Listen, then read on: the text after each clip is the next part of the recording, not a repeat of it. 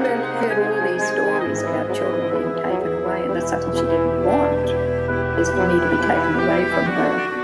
And because there would be about 50 other mothers there with little small children. And she said she noticed that even children of 3-year-old were still sucking that numbin, you know, on the tit. Sucking that numbin. Mum heard all these stories about children being taken away, and that's something she didn't want, is for me to be taken away from her. And because there would be about 50 other mothers there with little small children. And she said she noticed that even children of 3-year-old were still sucking that numbin, you know, on the tit. Sucking that numbin.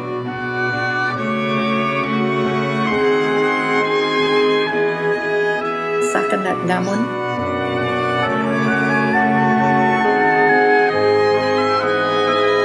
Sucking that numbin.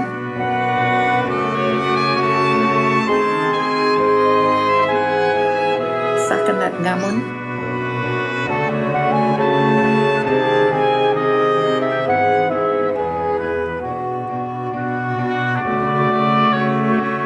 She noticed that even children of 3-year-old were still sucking that numbin, you know, on the tit.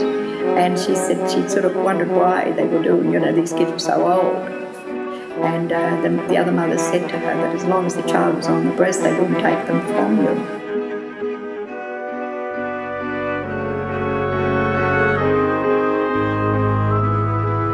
Sucking that numbin.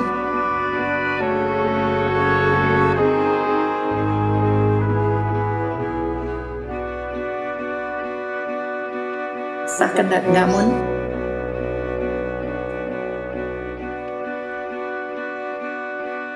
Sucking that numbin.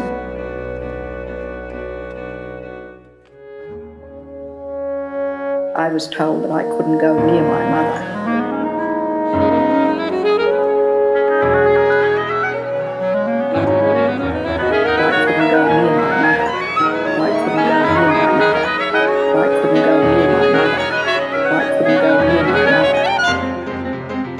That's when it hit me that I would not now have a relationship with her. And I remember sitting that night at the lattice door. They divided us with a lattice wall, and I remember sitting there and waiting for her to come out. And I kept standing there, sitting there, and that was the first time I heard Nancy call out, "Is that you, Ruthie? You get to bed or you'll get the strap. You get to bed or you'll get the strap. You get the strap, you get the strap, you get the strap, you get the strap." I was there for 16 years, and I was brainwashed every day of the week. You never go near blacks. Your people don't want you anyway. They're just dirty. They don't want anything to do with you. We were playing in the schoolyard and this old black man came to the fence. I could hear him singing out to me and my sister. I said to my sister, "Don't go, there's a black man," and we took off. It was 2 years ago I found out that was my grandfather. He came looking for us. I don't know when I ever stopped being frightened of Aboriginal people. I don't even know when I even realised I was Aboriginal. I often asked my foster mother who she was, this old lady who would come to the gate, and the answer I always got was, "She's some silly old black woman." We were told our mother was an alcoholic and that she was a prostitute and she didn't care about us. They, the foster family, used to warn us that when we got older, we'd have to watch it because we'd turn into sluts and alcoholics. So we had to be very careful. If you were white, you didn't have that dirtiness in you. It was in our breed, in us, to be like that.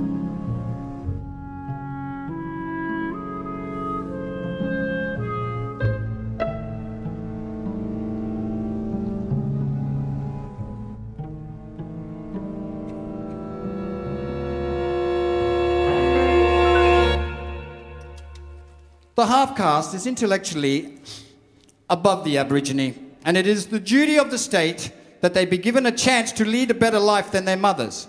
I would not hesitate for one moment to separate any half-caste from its Aboriginal mother, no matter how frantic her momentary grief might be at any time. They soon forget about their offspring.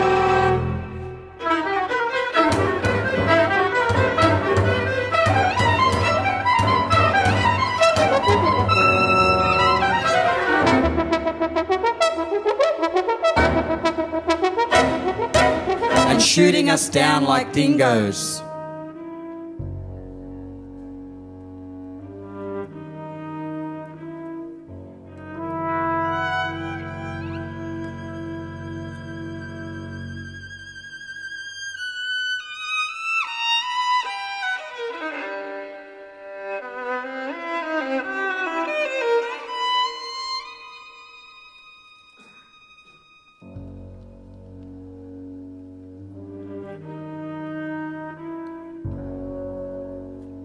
Pour your pitcher of wine into the wide river.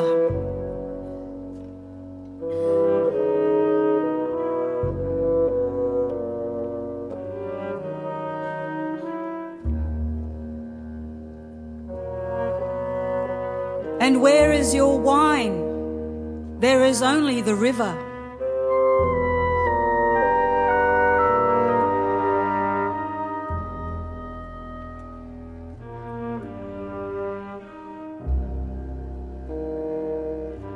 Must the genius of an old race die that the race might live?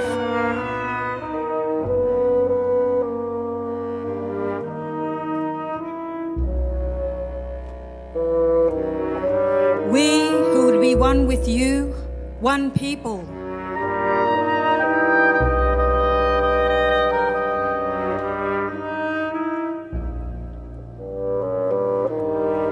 We must surrender now much that we love.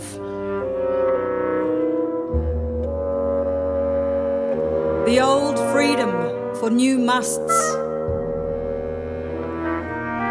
Your world for ours.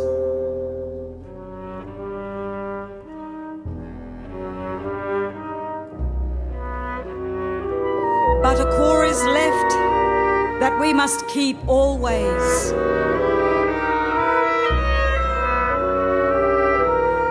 Change and compel,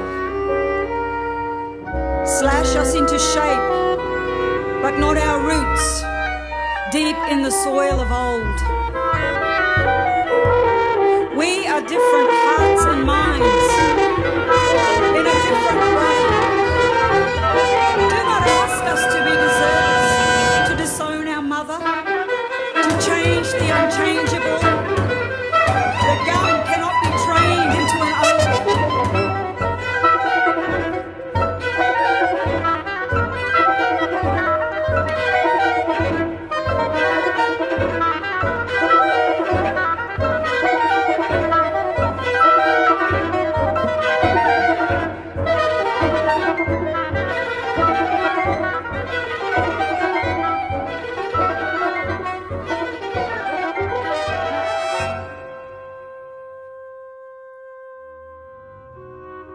Something is gone, something surrendered.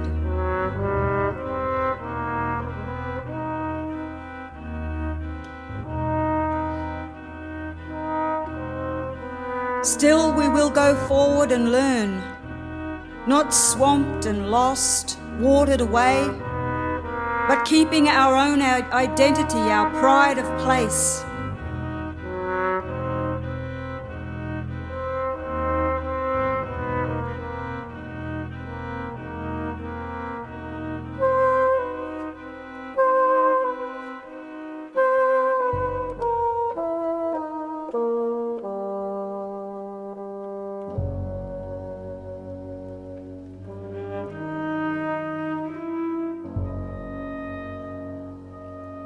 Pour your pitcher of wine into the wide river.